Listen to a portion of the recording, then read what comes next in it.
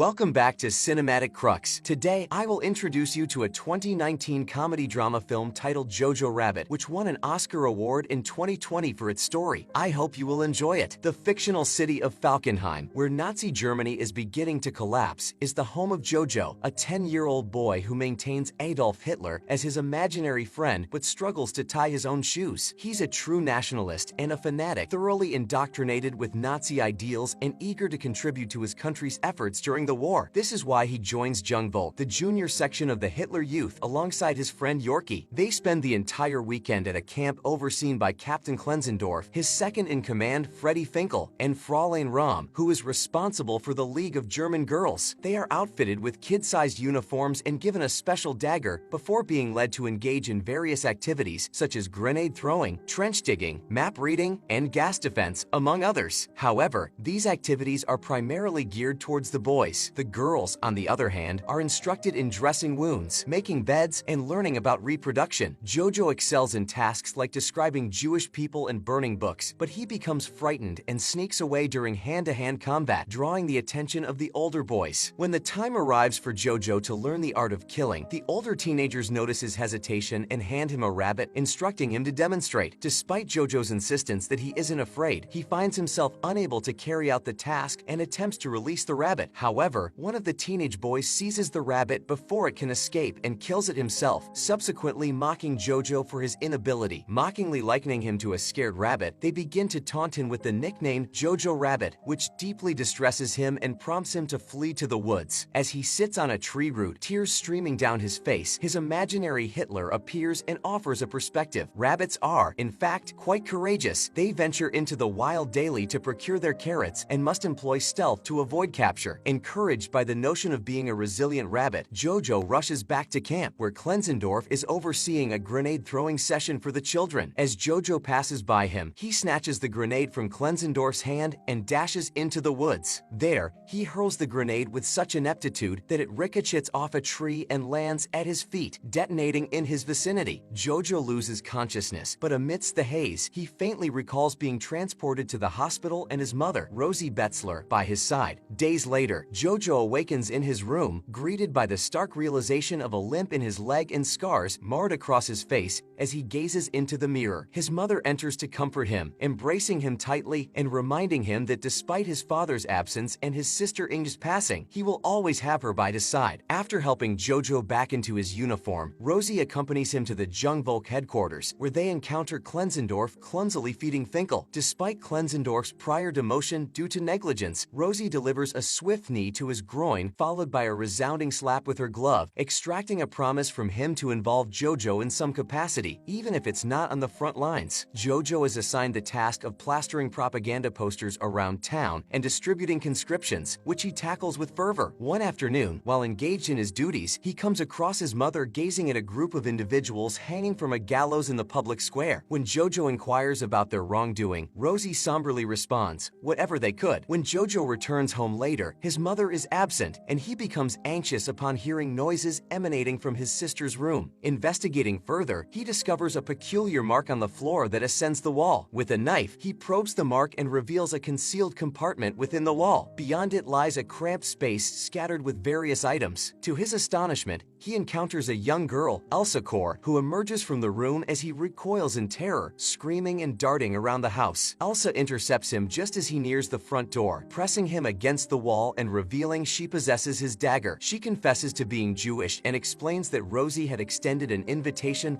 for her to seek refuge in their home. If Jojo were to divulge Elsa's presence, she promises to fabricate a story in which both he and Rosie are implicated in aiding her, an act that would likely result in their deaths. After Elsa retreats to her hiding spot with his knife, Jojo retreats to his room to deliberate his next course of action with his imaginary Hitler. Ultimately deciding negotiation is his best option, he arms himself with a kitchen knife and a pot for protection before returning to his sister's room to confront Elsa and suggest she find alternate accommodations. However, his resolve wavers when she startles him from behind, disarming him of the kitchen knife and ordering him out of the room. Jojo once again consults with his imaginary Hitler, concluding that he must cultivate an environment of perceived safety to lull Elsa into dropping her guard. When Rosie returns home in the evening, Jojo mentions hearing noises upstairs, but she dismisses his concerns, attributing the sounds to rats. After tucking Jojo into bed, Rosie visits Elsa to caution her to be more cautious, emphasizing that she cannot prioritize Elsa over her own son should any danger arise. She also reminds Elsa that as long as there remains even one person alive out there, they are not truly winning. The following day, Jojo heads to the swimming pool, a therapeutic activity for his leg. There, he notices Klenzendorf and Finkel sitting closely together, visibly wary of Rosie. Once Rosie departs, Jojo approaches them and inquires what one should do if they were to encounter a Jewish person. Klenzendorf bluntly advises Jojo to inform the Gestapo, who would subsequently execute the Jewish person and anyone who aided them. Jojo then questions how to identify a Jewish person, to which Klenzendorf admits uncertainty, suggesting that someone should write a book on the topic. Upon returning home, Jojo attempts to initiate another conversation with Elsa, acknowledging their mutual predicament where neither can betray the other without facing repercussions. Jojo strikes a deal with Elsa. He agrees to let her remain hidden in exchange for information about Jewish people, intending to write an explosive book. Elsa reluctantly agrees and begins by explaining that Jewish people are just like him, but sensing his disbelief, she humorously describes them as money-loving demons allergic to food. Jojo catches onto her ruse when she subtly manipulates him into bringing her food. As Jojo begins to espouse Aryan superiority and denigrate Jewish people, Elsa intervenes, grasping him firmly and countering his misconceptions before retreating to her hiding spot. Upon Rosie's return in the evening, she incinerates something in the fireplace before pouring herself some wine and playing music, exuding a sense of jubilation as she informs Jojo of the Allies' advances in Italy and the forthcoming liberation of France. Jojo, however, confronts her for seemingly betraying their country, prompting Rosie to abruptly end the discussion and urge him to eat. Despite claiming not to be hungry herself, Jojo suspects Rosie is reserving food for Elsa. Consequently, he opts to consume the leftovers, longing for his absent father's understanding. Rosie, sensing his yearning, dons her husband's jacket and crudely sketches a beard on her face with ash, assuming his persona to reprimand Jojo for his disrespectful behavior. In her husband's voice, she implores Jojo to cherish her efforts and care for her, before diverting his attention by initiating a dance together. The following day, Jojo provides Elsa with a pencil and paper, urging her to sketch the locations of Jewish residences and where Jewish women lay their eggs. Elsa begins drawing but remains reticent about her family. Instead, she shares details about her fiancé, Nathan, who is away fighting with the resistance. The drawing she presents to Jojo is a depiction of his own head, symbolizing where Jewish people reside, prompting Jojo to devise a scheme. He fabricates a letter purportedly from Nathan, proclaiming their breakup to Elsa, a deceit that deeply wounds her despite her disbelief in its authenticity. Distressed by Elsa's anguish, Jojo remorsefully drafts a subsequent letter as Nathan, affirming his enduring love for her. Grateful for Jojo's gesture, Elsa requests more letters in the future. They engage in a game, competing to name more famous and significant figures from their respective sides, with Elsa claiming victory by invoking Jesus. Sometime later, Jojo and Rosie embark on a stroll to the riverbank, where Rosie reminisces about the area's vibrant past, lamenting its current desolation. She advocates for children to engage in play rather than politics and espouses the universal joy of dancing as a symbol of freedom, a sentiment that Jojo dismisses. Annoyed by Rosie's perspective, Jojo abruptly departs on his bike, with Rosie trailing closely behind. As they reach the road, they encounter a truck of despondent soldiers returning home, their defeated demeanor casting a pall over Jojo's mood. Attempting to lift his spirits, Elsa regales him with outlandish fantasy tales about her people. Despite initial resistance, Jojo gradually warms to her storytelling and begins to enjoy her company, a development that earns him a scolding from his imaginary Hitler, who admonishes him for allowing his German mind to be dictated to. Later, after Jojo has retired for the night, Rosie spends time with Elsa, expressing her gratitude for having her and witnessing her transition into womanhood, a privilege she was denied by her own daughter. The next day, Jojo visits the Jungvolk headquarters, where he observes a tense exchange between Klenzendorf and Finkel, their proximity indicating strained relations. Jojo informs them of his purported expose on Jewish people, but they dismiss it with laughter, doubting its authenticity. Klenzendorf proceeds to share flamboyant uniform designs with Jojo before assigning him the task of collecting scrap for the war effort. While traversing the streets disguised as a robot, Jojo encounters his mother distributing anti-Nazi flyers and reconnects with Yorkie, who has been accepted as a soldier. Jojo confides in Yorkie about his capture of a Jewish person, prompting Yorkie's nonchalant response about encountering one in the forest, a revelation that unsettles Jojo and prompts introspection. Upon returning home, Jojo presents Elsa with colored pencils he scavenged, but also reminds her of the illegality of their friendship as a Nazi and a Jewish person. Elsa astutely points out that Jojo's actions don't align with those of a true Nazi, as he hasn't harmed her and is simply a lonely child seeking acceptance. Despite their differences, they agree to disagree. When Elsa realizes she's become dirty, Jojo permits her to leave the room to take a bath, even lending her some of his late sister's clothing. Just as they are about to share dinner, a knock at the door interrupts them. Elsa hastily retreats to her hiding spot as Jojo answers to find a group of Gestapo officers led by Hermann Diertz, accompanied by Klenzendorf and Finkel, who claim to have brought pamphlets for Jojo, an excuse that sounds dubious. The Gestapo immediately initiates a search of the house, questioning Jojo about his mother's absence and the absence of his knife from his uniform. Elsa emerges, disguised in Ainge's clothes and posing as her, claiming responsibility for taking the knife after Jojo had been bothering her. Satisfied, the Gestapo turn their attention to Elsa's room, where Diertz remains suspicious and demands to see her identification papers. Elsa retrieves Ainge's ID and hands it to Klenzendorf, correctly stating her birthday, which earns her release. However, Diertz becomes intrigued upon discovering Jojo's exposed book. As they peruse its contents, the Gestapo officers mock the caricatures of Jewish people,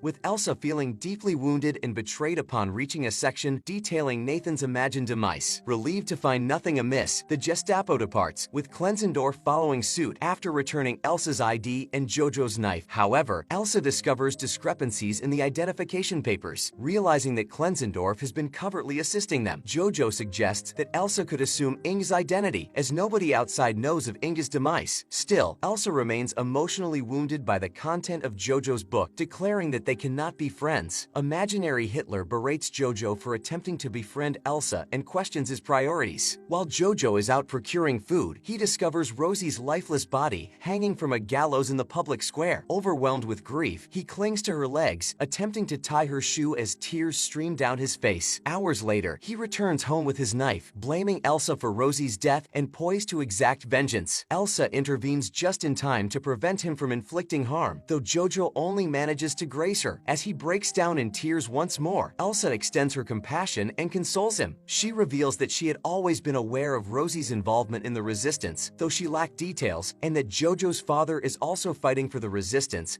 an information Rosie concealed to shield Jojo from distress. Elsa further confides that her own parents were taken to a concentration camp, leaving them with only each other for support. Subsequently, Jojo begins scavenging for food in the streets, witnessing the gradual decay of the city firsthand. He and Elsa establish a routine, sharing meals and finding solace in the fabricated letters from Nathan that Jojo composes. One tumultuous afternoon, the city plunges into chaos as the Allies launch an offensive following Hitler's suicide. Jojo encounters Yorkie, who carries weaponry as the desperate army drafts even children. Jojo confides in Yorkie about his girlfriend, the Jewish girl he harbors, expressing concern over the illegality of their relationship. However, Yorkie offers perspective, suggesting that other groups, like the Russians and Japanese, pose greater threats than Jewish people. Ram interrupts their conversation, equipping Jojo with a uniform jacket to prevent friendly fire incidents. Amidst the chaos of an explosion, Jojo feels overwhelmed, witnessing combatants of all ages, including elderly individuals and children, engage in battle, among them Klenzendorf and Finkel donning their flashy uniforms. Paralyzed by fear, Jojo seeks refuge in an abandoned building until the conflict subsides. Emerging afterward, Jojo witnesses the victorious Americans replacing Nazi flags with their own, while Soviet soldiers apprehend Nazis, including Diertz and the Gestapo. Spotting Jojo's uniform jacket,